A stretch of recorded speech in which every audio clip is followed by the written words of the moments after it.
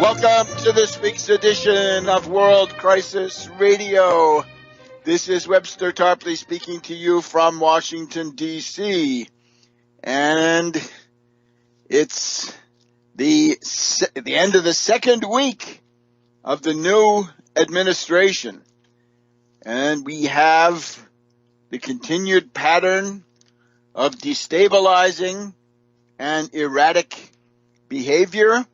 We are hoping to be able to put some concepts around this that will make it more understandable, more explicit, and perhaps easier to counteract.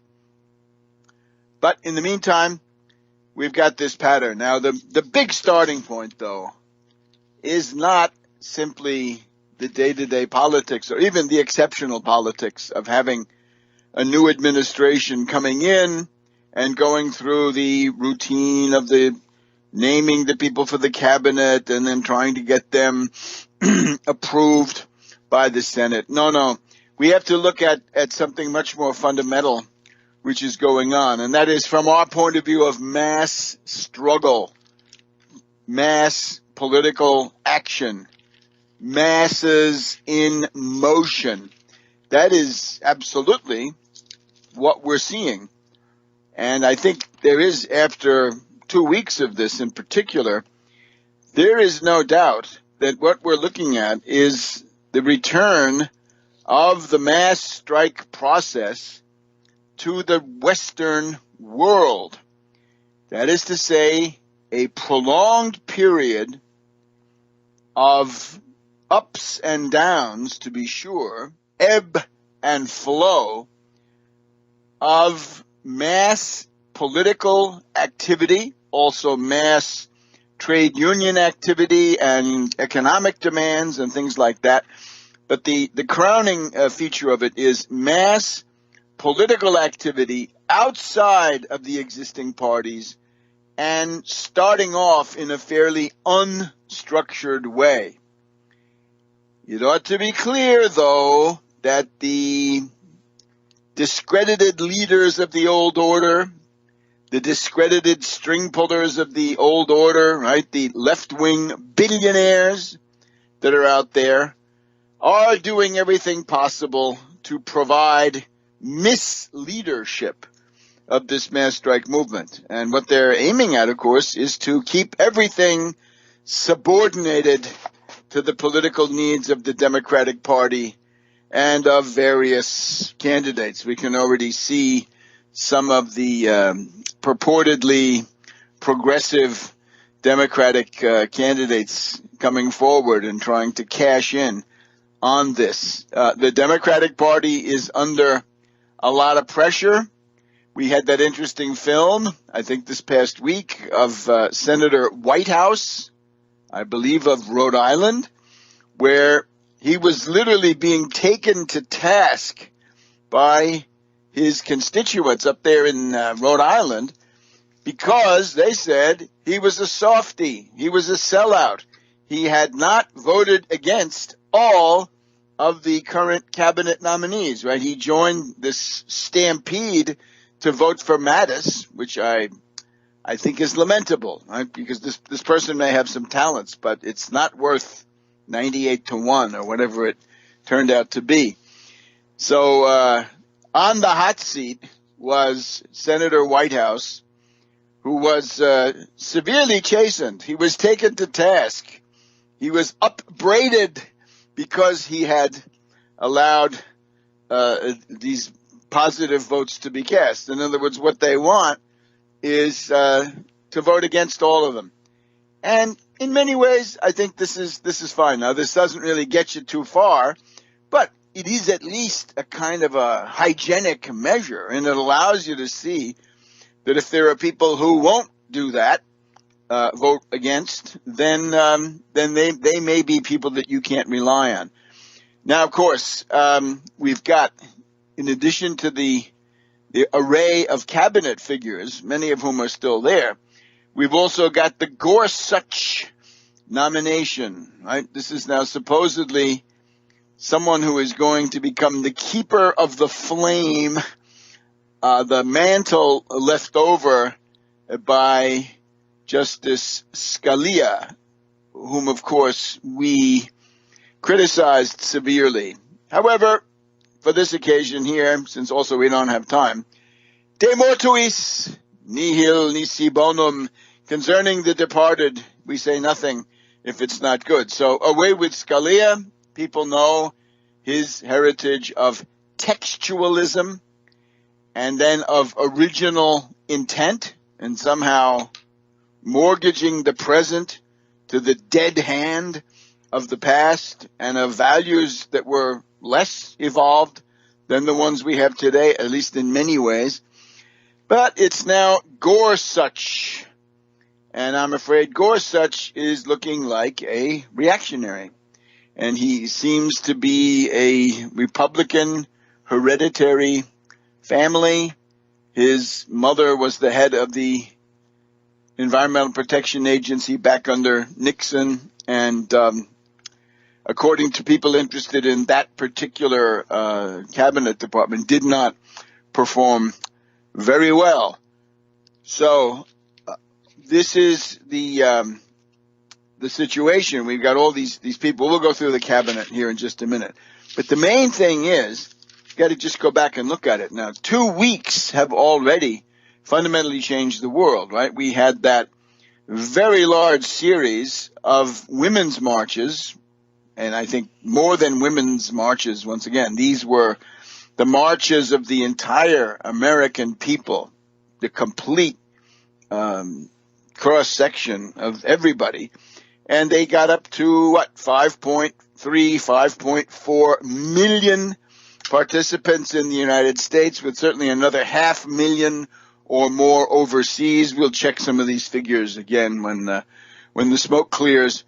And this is the largest protest demonstration in the history of the United States, not just for presidential inaugurations, but as far as I can see, the biggest protest demonstration that there's ever been.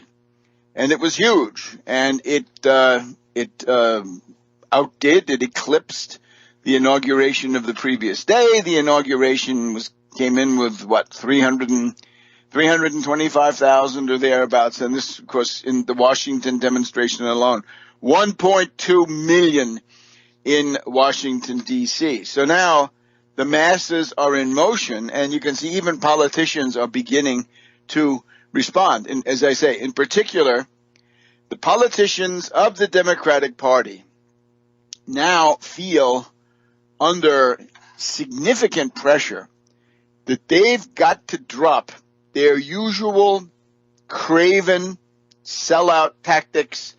They're pandering to Wall Street. They're pandering allegedly to the fussy independents who don't like acrimony and who want everything to be smooth and who love process.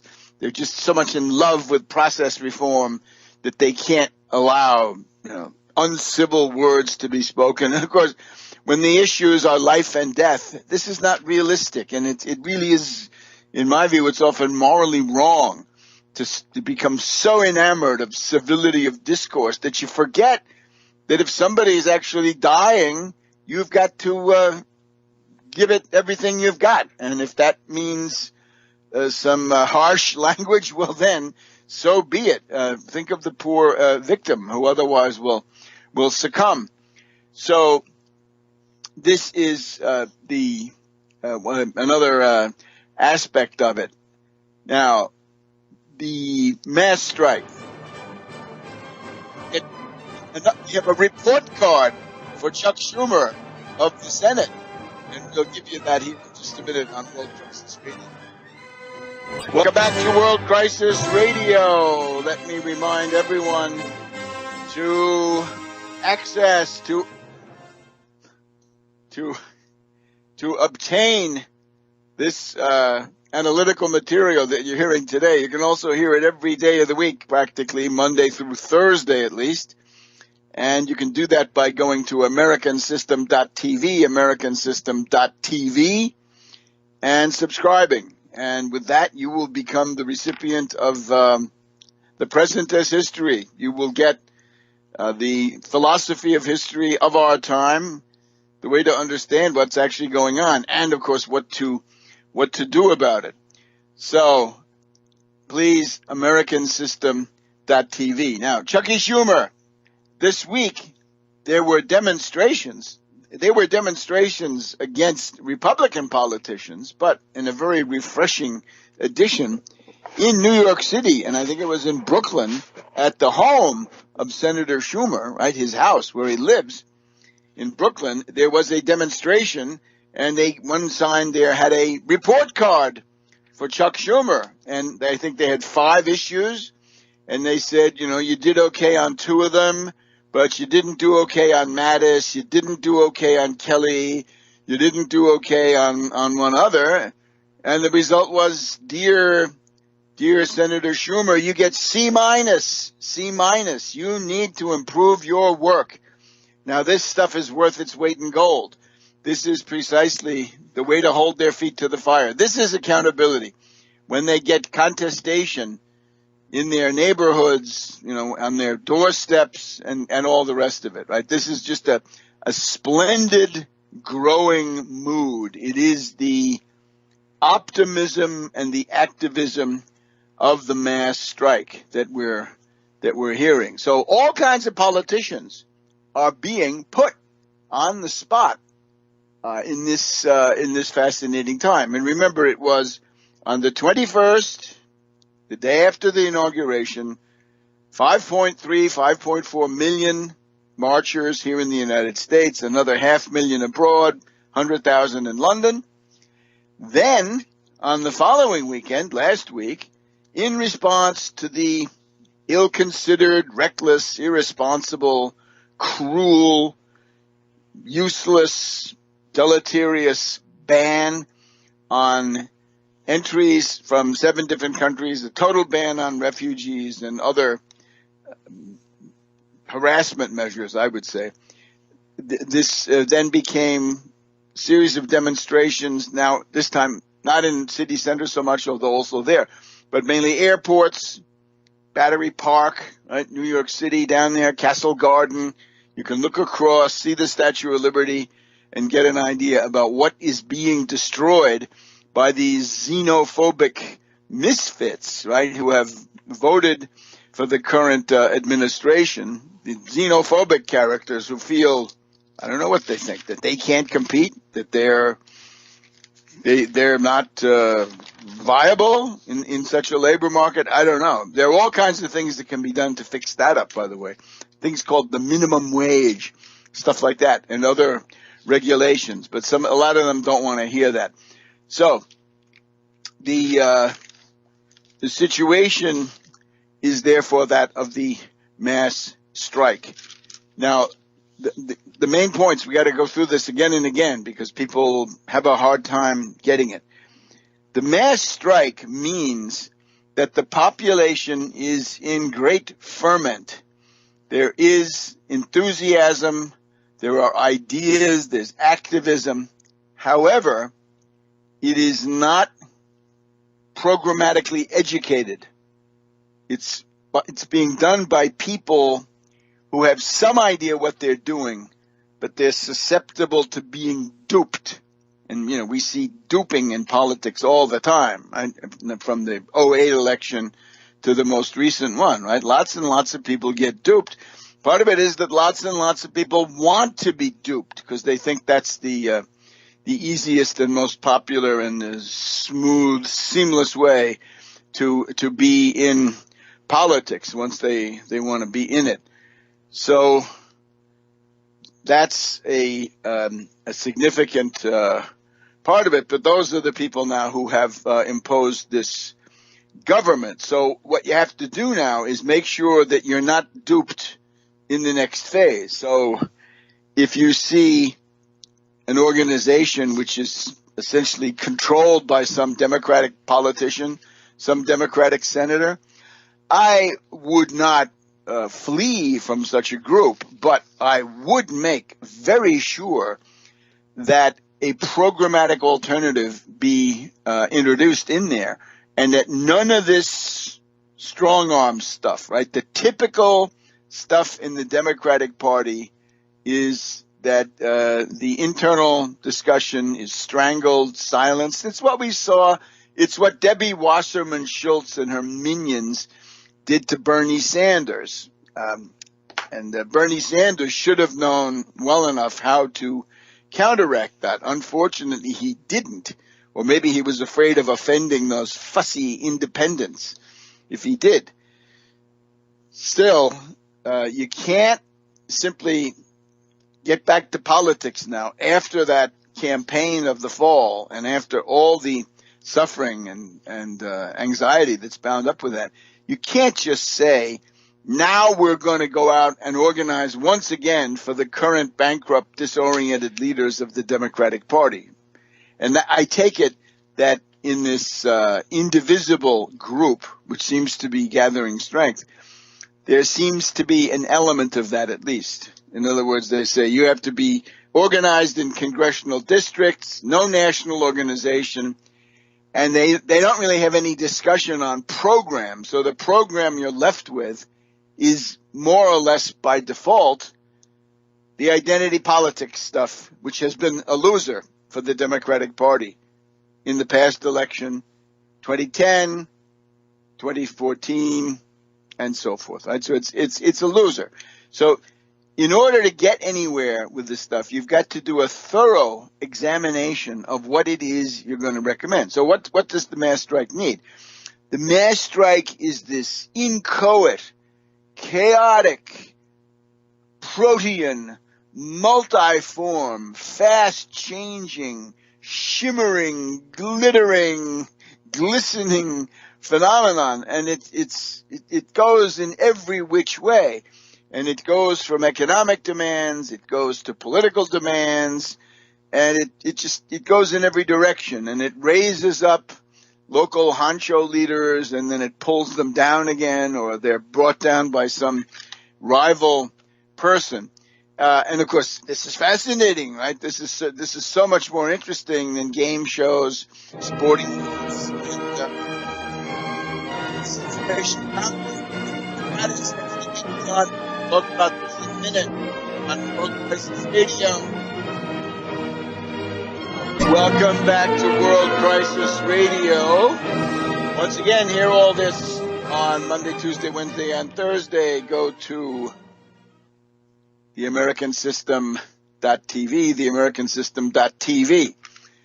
So we're dealing with the unmistakable resurfacing, the return of the mass strike in the West.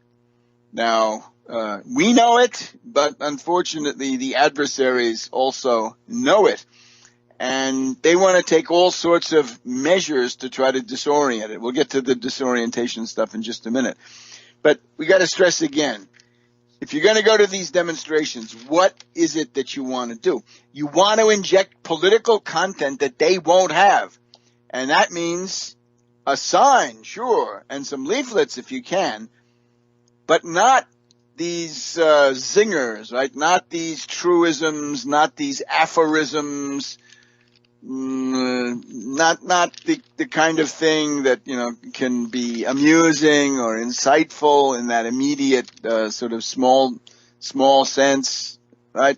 But it's got to be something important. I think the most important idea to bring to any demonstration right now is if you want to rebuild the country and have an economic recovery, you've got to make the Federal Reserve pay for it. And the way that they're going to pay for it is they're going to buy 100-year, zero-coupon bonds, 0% interest century bonds issued by states, cities, counties, authorities, towns, and so forth.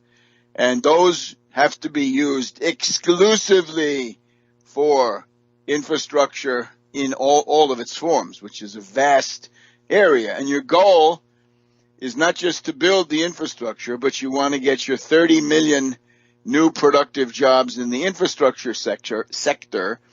And then in addition to that, you're going to need minimum 10 million more jobs for those who are not in the labor force or who are marginally employed people who need to acquire on-the-job skills, work experience, and things like that. So 40 million new jobs is the target, 30 million financed by the Fed, 10 million paid for by Wall Street with the Wall Street sales tax, 1% on each transaction, right, on the value of each of these transactions. So that, I think, if you're going to go to a demonstration, that's what you want to show up with, right? I think that's the single most important message. But then there's other stuff you have to do. I guarantee you, if Michael Moore becomes the mass strike leader in our time, well, then we're doomed, because Michael Moore has not got a clue about how to direct such a movement. He doesn't know how to channel it. He doesn't know in what direction it should go. I suspect he probably thinks it's arrogant and elitist and nasty and mean to even have these thoughts about which way it should go, right? Probably they want to say, well, let it go the way that it spontaneously goes. Rosa Luxemburg was first of all, just an extraordinary person, extraordinary woman around the time of the First World War. And she was a Polish Jew, and she was this leader. She became a leader of the German Social Democratic Party because she was a scholar, right? In German, she had studied all the works of Marx and Engels and other things that were considered to be important theoretical reading if you wanted to be a working class leader in the Social Democratic Party of Germany pre-World War I and indeed during World War I. And what Rosa Luxemburg writes about is the mass strike, and in particular what she writes about is what happened in Russia, right? What happened in the Russian Empire in 1905, right? The 1905 revolution.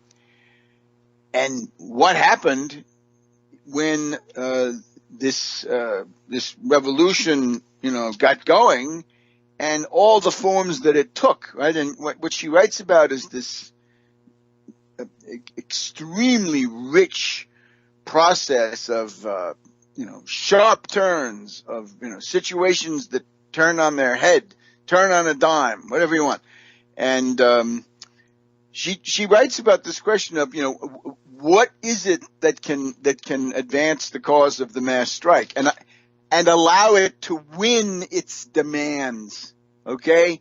Win demands. For somebody in that period of time, you had to have demands. It was clear. This was axiomatic. What are you doing out there if you don't have demands? Well, a millennial will say, I'm out there for the experience of being out there. This is not good enough because that is sort of self-centered, isn't it? You've got to think about what you've got to do for somebody else, right? Somebody who really needs those reforms, right? Somebody who may die if the reform is not pushed through. So that's sort of the morality of it, right? That history poses tasks for the mass strike, whether they know it or not. There are certain things that have to get done within a certain amount of time, and they got to be done at a certain level, or you're going to be defeated. And that's going to be tragic, because when the mass strike fails, right, when revolutions fail, that is when the really ugly stuff can come in and dominate the field. So Rosa Luxemburg says, look, on the one hand, you look at masses of people during a time like this, right? And you could see, the White House does something, and wow, already thousands of people run to Lafayette Park in Washington, or to Copley Square in Boston, or Times Square in New York, or wherever it is. Wow! And part of this is spontaneous. In other words, this is not a central point that's putting out an impulse and telling people where they have to go. A lot of this stuff is people who more or less figure this out on their own.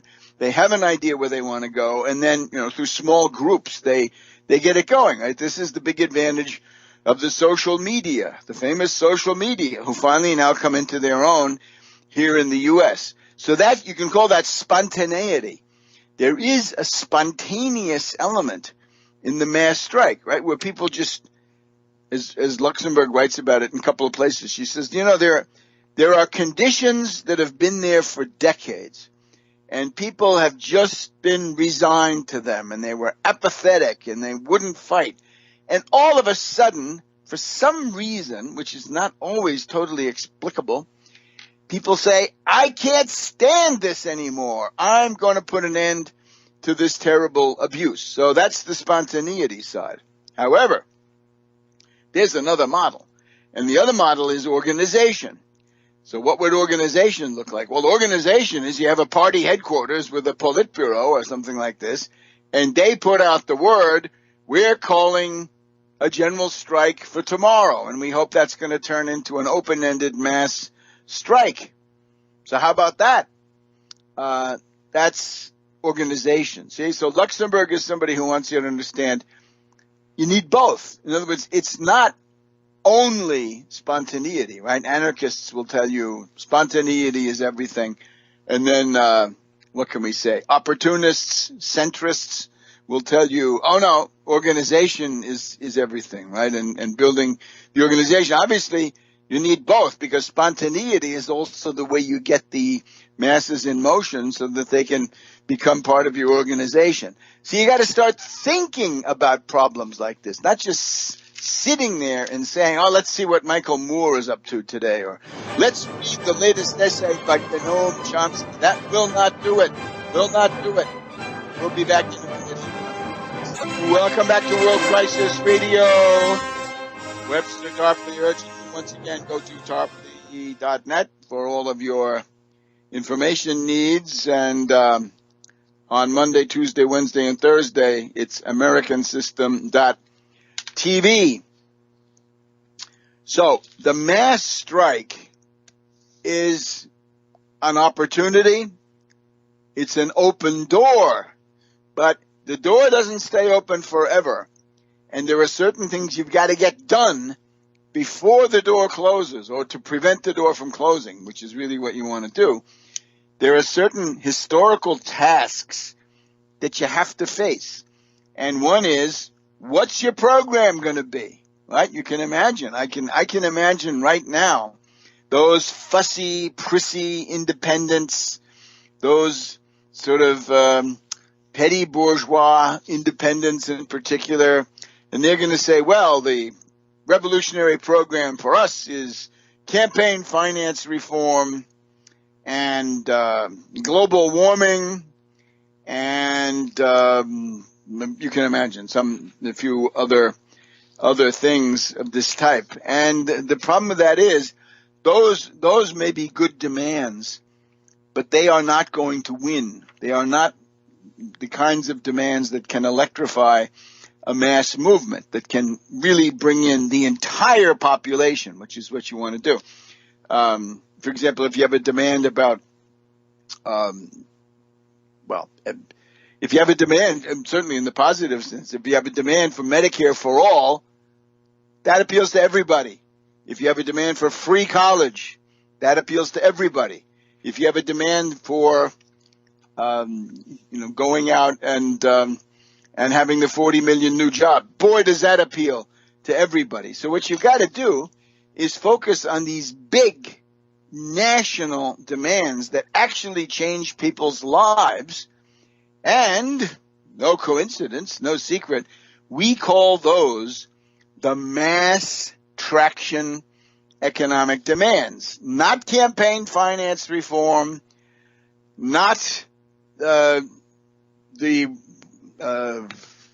expansion of, again, the campaign finance system. That's the one that always gets me, because this is obviously so far away from the average working person, right? You know, the people who actually give money to political campaigns are a tiny minority. The average Joe six-pack is not aware that such things are really an issue. But for the independents, man, oh man, you know this, right? So you got to realize that there are some demands that correspond to the ideological obsessions of the middle class, the petty bourgeoisie. But then there are others that are actually fighting demands that can advance the cause of the entire people. And those, the ones you really want to find, are the ones that are perfectly understandable and legitimate in their own terms, right? In other words, they seem to be normal and reasonable to the average person. But if you carry them out, you're essentially busting up the system from within. In other words, you're going to be popping all the rivets on the system that keep people in place. Right? It's going to be an effect like that. So you've got to have some organization. You've got to have a program. You've got to have some leadership. How about this? Leadership.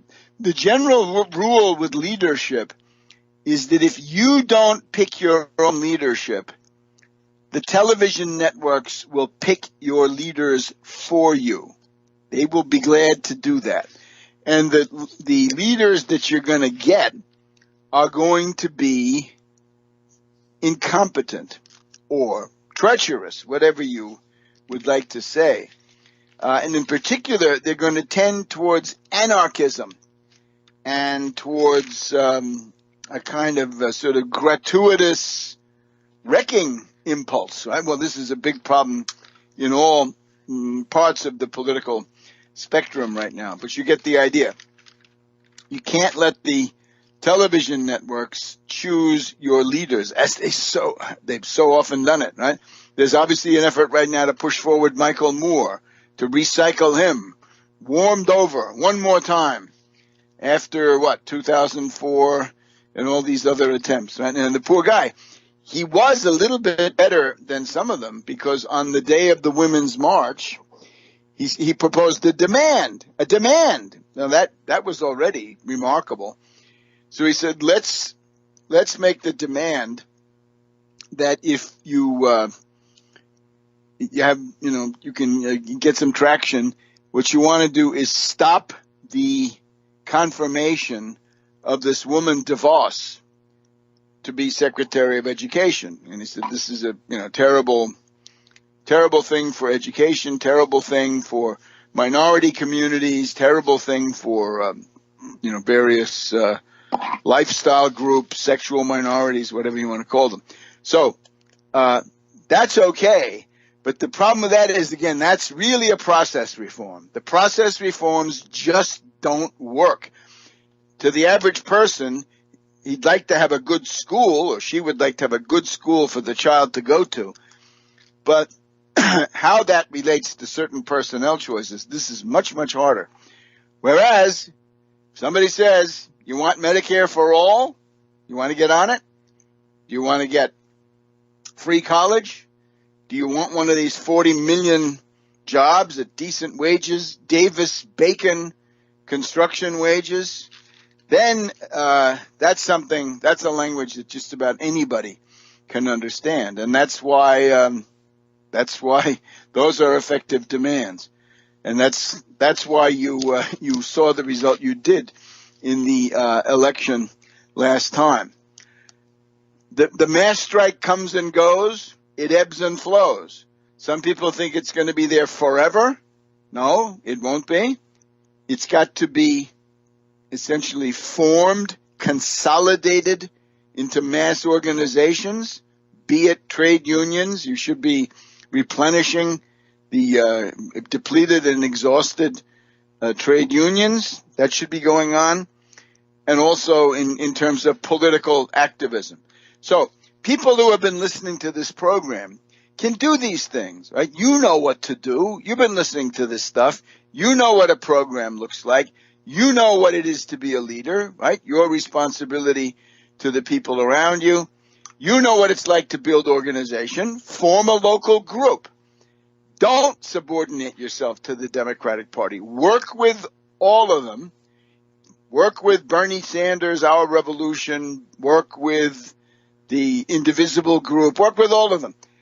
But don't accept the hegemony of them so that they start telling you what to do.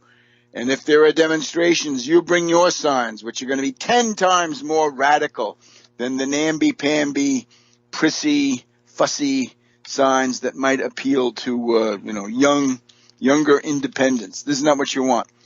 And, of course, you'd like to see people who have some political record, without having too much maybe, but have people who have at least some. So that's the mass strike, and that's the great task for 2017 is how to direct, consolidate, refine, energize the mass strike. So I think that's a good starting point. Now let's see.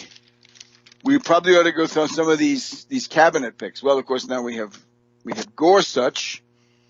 He is the nominee for the Supreme Court. But now we've had some interesting things going on.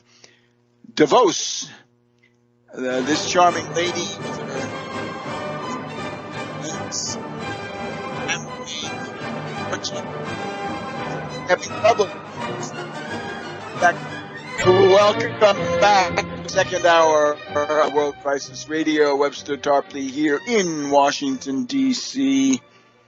And it's the afternoon of February 3rd, 2017. So 2 weeks into the new administration. And we've had the big women's march on the first weekend, the Saturday primarily. Then, as a result of the ban on various kinds of foreign entries into the United States, we've had demonstrations on the Friday, the Saturday, the Sunday, all through this week. And we've got all kinds of occasions, right? In other words, at the drop of a hat, you're now getting these demonstrations. Sure sign of the mass strike process. And you've also got Democratic politicians, labor skates, running hard to try to get to the head of the column so they can pretend to lead it, right? Democratic Party didn't organize any of this. Much of this stuff is spontaneous. But still, some of the groups that are organizing it are not averse to remaining under the aegis of the Democratic Party. So, pick your leaders well, and if it's Michael Moore and Noam Chomsky, then get set for a long night of civilization, because they will not face the tasks that are incumbent. So, all right. So, DeVos, she's caused quite a backlash because of her manifest ignorance of the law. Price is already disliked because he's going to be the gravedigger of Obamacare, but maybe not. Mnuchin comes in. He used robo-signers at his One West Bank to foreclose on unfortunate people during the 2008 crisis. So Price fibbed about his insider trading or things of that nature. Mnuchin fibbed, I think, about $100 million of various sorts of assets.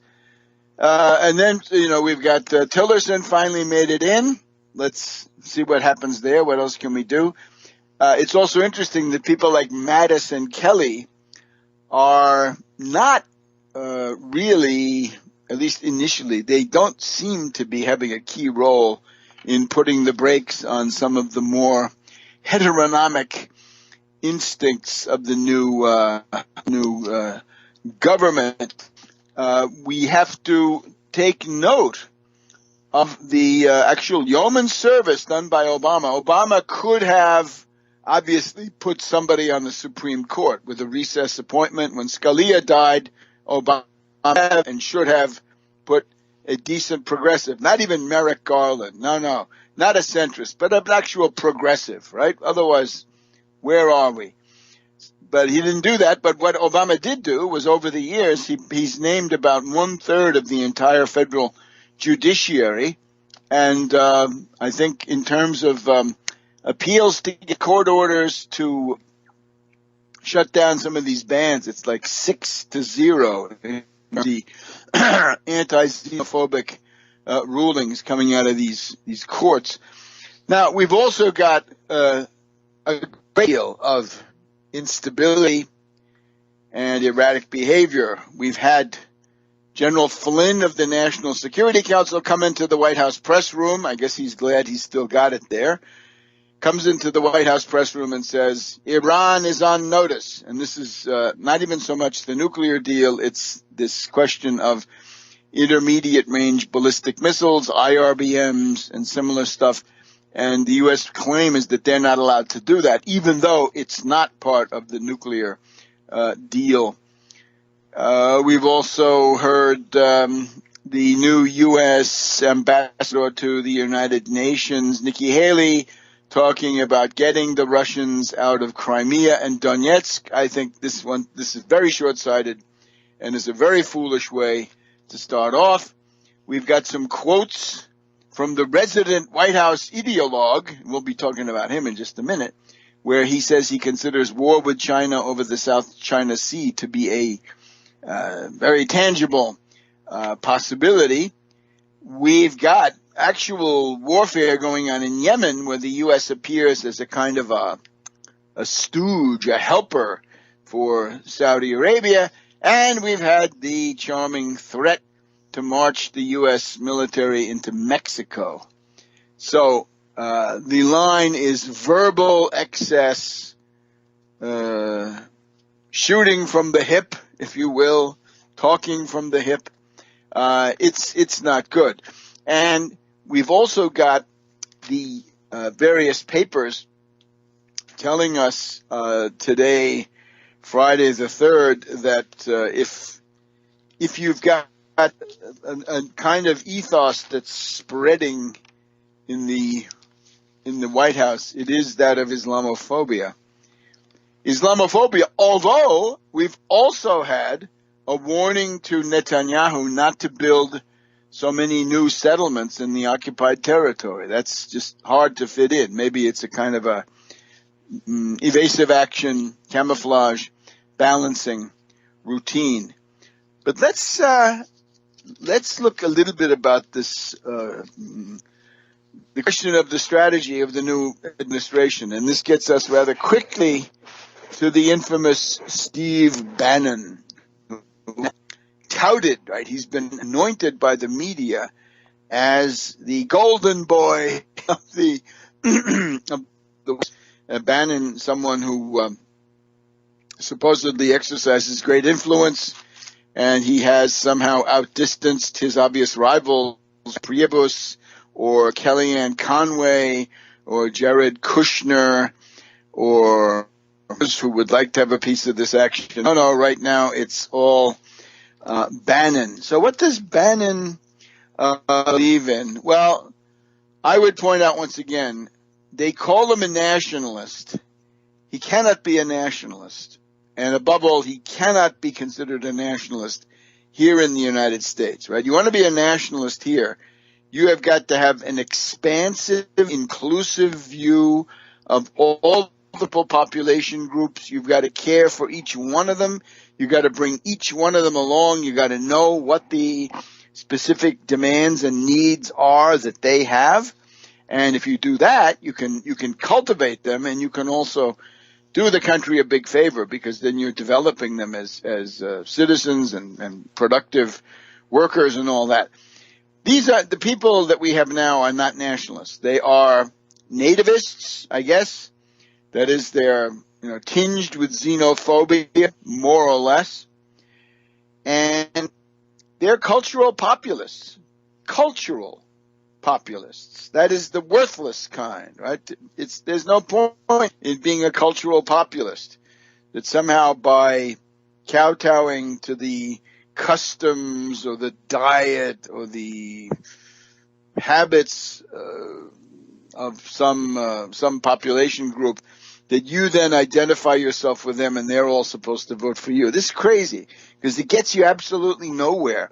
And above all, it doesn't get these voters anything. It doesn't get them a minimum wage. It doesn't get them a union. It doesn't get them health care. doesn't get anything like that. It might at most, a few people that look like them might appear in the Congress or something like this. But cultural populism is by definition a fraud. It's a way to dupe people. And in the form that we see it now, it's full of resentment. It's full of gullibility. It's hard to know which is more prominent, the resentment or the gullibility. And it's full of what they call Schadenfreude.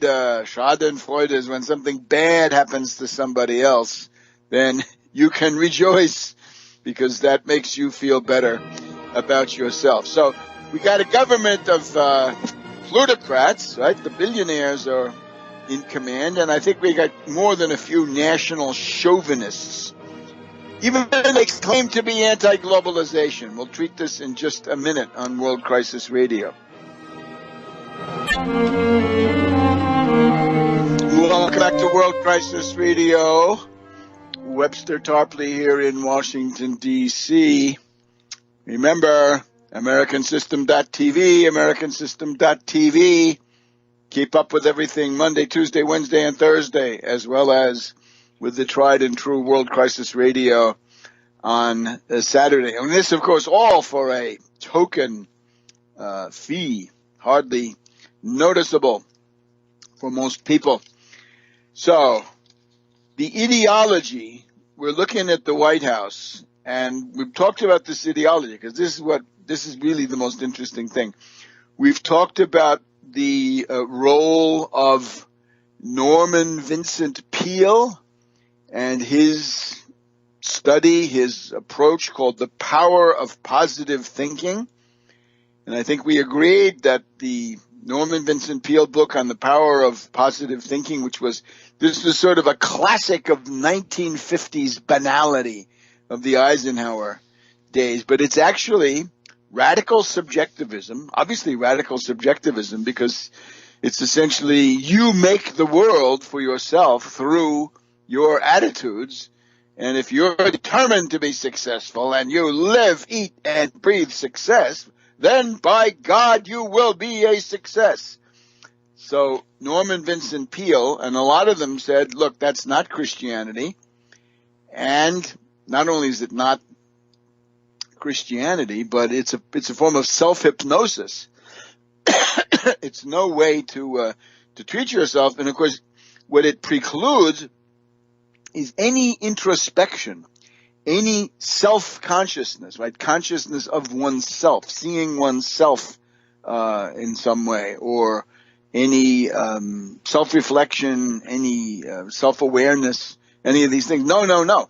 Under Norman Vincent Peale, you can't have any of that because some of that could be negative. So you've got to crush that away along with every other doubt, fear, and other feeling. And it's self-hypnosis. And we have that Albert Ellis, right? People may remember him. He was considered a sex theorist in the 50s and 60s, but he did have, he was a serious writer on different things. And one of the things that Albert Ellis left behind was these polemics, big polemics against Norman Vincent Peale. And then what else do we have? Globalization, right? We're told that Bannon is a great enemy of globalization, right? He doesn't like supranational organizations. Why not? You may ask. What's the big issue, right? Whether it's a federal government of the Federal Republic of Germany or the Brussels bureaucrats. The one that occurs to me is the obvious one, right? We have this famous quote from Rupert Murdoch, and they ask him, why do you hate the European Union so much? It's sort of the same idea, right? It could be, NATO, the United Nations. And Rupert Murdoch says, when I go to London and I go to number 10 Downing Street and I talk to the Prime Minister, by God, that Prime Minister does what I tell him to do, and he does it right away. That's what I call service, says Rupert Murdoch, according to this account. And then, however, if he goes to Brussels, you go to Brussels and you want to talk to the European Commission, the Eurogarchs, the Eurocrats, and all that, Rupert Murdoch says, I go and I tell these people from the European Commission what I want them to do, and they don't listen to me. They ignore me. I can't get what I want.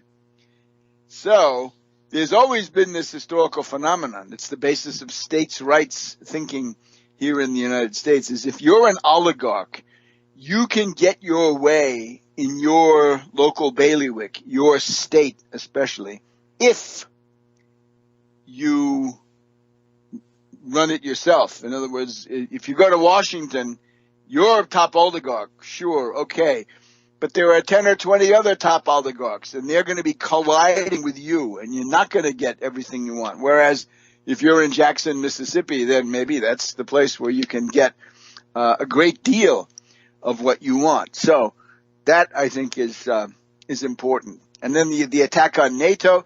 Look, the European Union and NATO are obviously deeply flawed, but they're better than the chaos. The choice is between, right now, the choice is the status quo or chaos, unless and until you out there are willing to empower people like us here to have some power and to turn the chaos into something, some example, handiwork of human progress. But other than that, don't kid yourself. This is not the time for utopian dreams and maximum programs. Forget that stuff. Stability and survival are the main criteria, and that's what you've got to put that first. Otherwise, you're childish, you're irresponsible, and so forth. All right. So what else do we have about the new ideological climate? We are told that Bannon regards Trump as his tool, right? In the past week, we've had these New York Times editorials, well, one at least, where the title of the editorial is President Bannon, ? Is Bannon now actually making the policy?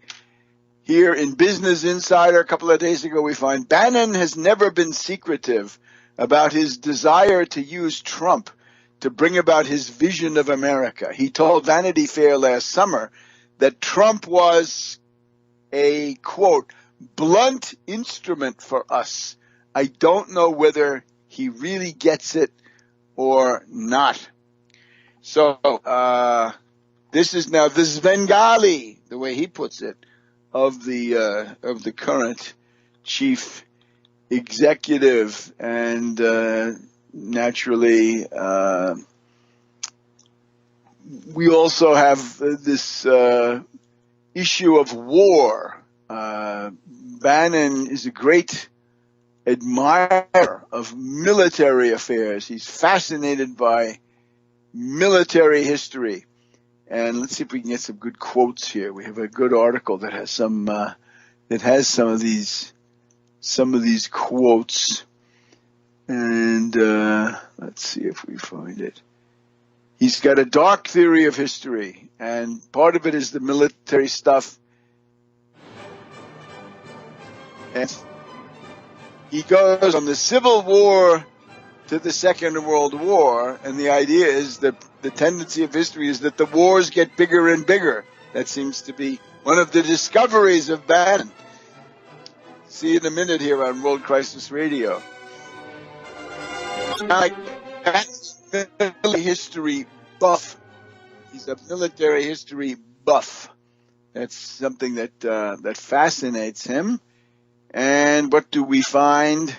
According to various quotations offered here in the Daily Beast of a short time ago, one guy says this is literally the most terrifying thing that's ever happened. There's a reference to Bannon coming on and joining the National Security Council, the Principals Committee, the chairman of the Joint Chiefs of Staff, the principal military advisor to the president is out, despite all the stuff about how great the generals were and how much respect and so forth, and also out the director of national intelligence, right? From Clapper under Obama now to Dan Coates of Indiana, but it's still better than nothing. You can't get along all those intelligence briefings, right? Because sometimes they're typed up by other people. All right. So we're told Bannon is a military thinker, military style. He constantly used military terms to describe people who worked for him, like grunts. He always spoke in terms of aggression. It was always attack, double down, macho stuff. So he's obsessed with these things. One of his favorite works of art is Team America, World Police, right? This somewhat jejune little puppet show about these four self-appointed vigilantes of the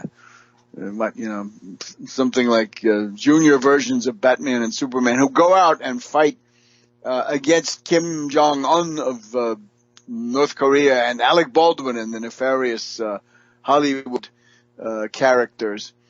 So he's a great admirer of General Giap, Vo Nguyen Giap of the North Vietnamese Army. And he likes to read Sun Tzu's Art of War. One of the people that knows him best says, quote, Steve is a strong militarist. He's in love with war. It's almost poetry to him.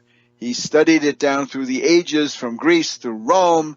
Every battle, every war, never back down, never apologize, never show weakness. He lives in a world where it's always high noon at the OK Corral. And he talked a lot about Dharma. All right, so those of you who were so deluded as to think that you were going to get a non-interventionist, more placid, less bellicose, less aggressive administration, well, don't look now, but you were duped once again, and not by me, right? I was there at the Left Forum telling that panel of people. That would be Hedges, that would be the Black Agenda Report, and above all, Jill Stein, that they were vastly underestimating the real dangers of the situation. If they thought that Hillary was worse or as bad as everybody else, it's wrong. The other thing about Bannon, he loves Sparta. He hasn't gotten over the fact that Sparta, right, the oligarchy, the militaristic state with institutionalized cruelty, they defeated Athens, right, the home of the intellectuals and the philosophers. And if Bannon really likes you, he'll say, you're a hammer. Tom the Hammer DeLay. Who knows how he got his name, but not from Bannon, I don't think. But a hammer. So that's one. Now, there's also this thing about the Strauss-Howe theory of generations. And the theory of generations this is an eclectic broth, which it is obviously not without a certain interest, but it really cannot be relied on. In other words, I don't think it's a form of knowledge at all. It's just a kind of a prod to get yourself thinking about the different dynamics of generations, right? And the problem that Dante has, right? The whole paradise of Dante is how do people have different personalities if they come from very similar or identical backgrounds? So there is this thing about, hold on to your hats, the fourth turning. Now, what are we dealing with here? It's something like a theory of the apocalypse, but that appeals to Bannon, because I guess Bannon does not strike you as a very religious person, but he nevertheless believes in some kind of apocalyptic event coming in the short run. He's a little bit like Savonarola. Can you say we developed a comparison of Savonarola with Bannon. Savonarola, the benighted obscurantist dictator of Florence in the 1490s, who set up a dictatorship and then very soon blew it out and had a very, very bad end. We're told, once again, Business Insider has it, that Bannon is obsessed with a dark theory of history, and people should be worried about this. And what's the theory that it is? There's an entire formalistic apparatus with these guys, Strauss and Howe, and it probably doesn't make sense to go through this, but the idea is sort of like this, that every 80, 90, or at most 100 years, you're going to tend to have some kind of a serious breakdown crisis of the civilization. And the ones that are maybe most accessible, say, going back, right? So one would be World War II, right? Something like from Pearl Harbor to Midway, something like that. You go back 80 years before that, you get something like the Battle of Gettysburg, right? If you go back 80 years or 85 or 90, you're going to be back in Gettysburg in 1863. So you're going back from 1942 to 1863, more or less. Then from Gettysburg, you go back, and that's your 77, right? That's pretty much the American Revolution, Lexington, Concord, the Battle of Trenton, Battle of Saratoga. You got the idea.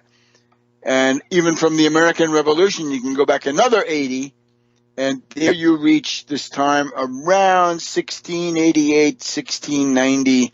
It is, of course, the aftermath of the Glorious Revolution. The Glorious Revolution is when the Whig oligarchs take over Britain and kick out the restored Stuart line, right? James II, I guess it is, who they accuse him of being a Catholic, and I guess he was. So they want him out. And that's the point where the Anglo-Dutch financier faction asserts its control over Holland on the one side and England, Great Britain, on the other. So you get the idea. Every 80, 85, 90 years, there's a huge crisis. Now, there's one version of this which I don't exactly recommend, but it's interesting reading, and that's The Gray Champion. The Gray Champion. That's going to be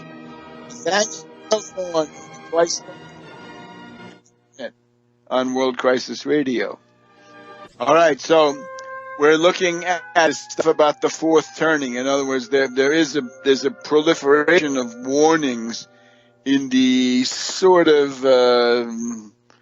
semi-respectable but partially occult literature of certain ruling class circles. Samuel Huntington, the late, in 1981, he wrote American Politics. And he writes about the American creed. It means liberty, equality, individualism, democracy, things like this. And every 80 years or so, you get yourself a creedal passion period. And in 81, right, so that's already 36 years ago. And I've quoted this in various things over the years. Found it in the Library of Congress one day. He writes, if the periodicity of the past prevails, a major sustained creedal passion period will occur in the second and third decades of the 21st century. So, 1968 is an example, but he's got other examples. This is not exactly the 80-year cycles. So, it says it's going to occur between 2005, they start between 2005 and 2010, and then keep going, right? The second and third decade. So it's essentially from 2010 to 2030 is when this would be occurring. And the idea is that this is going to put the system under strain. and it might be associated with the coming of an authoritarian or fascist regime in the next creedal ferment explosion, according to Samuel Huntington 36 years ago. The oscillations among the responses could intensify in such a way as to threaten to destroy both ideals and institutions in this country. This might include the replacement of the weakened and ineffective institutions by more authoritarian structures, more effectively designed to meet historical needs. So that's Samuel Huntington. Now the Bannon version of this, right, somewhat more, what can we say, several steps down. The fourth turning, what are we going to have? History moves in 80 to 100 year cycles called secula, centuries, right? Ages. The idea goes back to the ancient Greeks, who believed that at a given seculum's end, there would come ekpyrosis. The pyrosis is the one to watch. A cataclysmic event that destroys the old order and brings in a new one in a trial of fire. So that doesn't sound too doggone good, I would say. That sounds actually rather cataclysmic.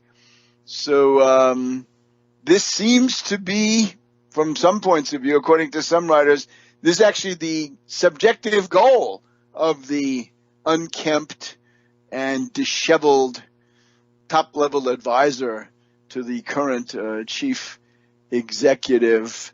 So the fourth turning, and he thinks we're in it. I think he also, according to these accounts, it's something that you want to have.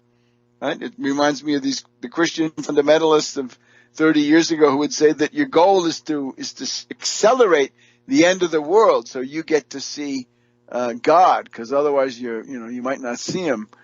And this stuff is not something you want to put at the leadership level of a government. Now, the stuff with the crises and the question of emergency rule, right? I think we've been pointing out now for several weeks. The Franklin D. Roosevelt New Deal was, to a very large extent, I think a majority, was legislation passed by Congress, right, under swift emergency conditions, but that's fine, passed by Congress and signed by the president. What we're getting now is overwhelmingly executive orders, right, the stuff the Republicans supposedly didn't like. And you also get this idea that if the Republicans in Philadelphia are in a semi-revolt because they're afraid of what happens to them if they destroy Obamacare but don't provide a replacement. And then the answer to that is to then rush on to have the ban on the 7 Muslim majority countries and related stuff. And then after that, you got to rush on. Instead of having the Supreme Court nominee on Thursday, you have the Supreme Court nominee on Tuesday. So you get the idea that each crisis becomes a means of masking the previous crisis. But maybe that's too narrow, right? Maybe that's the way of saying, well, then you're looking at it one crisis after another. The policy might well be a continuous chain of crises, right? A continuum of crisis. A kind of chaos and confusion, a kind of coordinated crisis. You get the idea. It would simply be chaos and confusion. And ultimately, this could be the prelude to some form of emergency rule. That is to say, the state of siege, the state of exception. Some of them call it exception. There's one guy in particular, right? Agamben, Agamben, Italian scholar, thinker, and he points out that the state of siege, the state of emergency, the state of exception, Ausnahmezustand. There's a big issue in politics now. Could this be operative? Well, here are the things to look for. You got to think about our old friend, not friend, but you know what I mean, Carl Schmitt. And Carl Schmitt was the greatest expert between the two world wars on the state of emergency. You remember that Carl Schmitt wrote Article 48 of the Weimar Republic Constitution. That is to say, the Constitution of Germany that was enforced between about 1919, 1920 and 1933, when it became pretty much a dead letter, right? The Weimar Constitution. So Article 48 says, if the country can't be governed, the president of the Reich, the Reichspräsident, can declare a state of emergency. And after that, he can do anything he wants. Anything. Not just save the existing order, but far beyond that. And this is the way that Schmitt wrote it. You can go far beyond that and introduce a completely new order, which is the way Schmitt wanted to use this. And we have you can find in one of my books, 9/11 Synthetic Terror, in one of the interior chapters, Networks of Interest, right, about the neocons. You can find a discussion, some extracts from a debate about this state of emergency in the actual deliberations in the German Parliament, March 1920, where one guy says, this Article 48 is so sweeping that if the president of the country invokes it, he could theoretically attack German cities with poison gas. Wouldn't that be something interesting? There's a book called Dictatorship.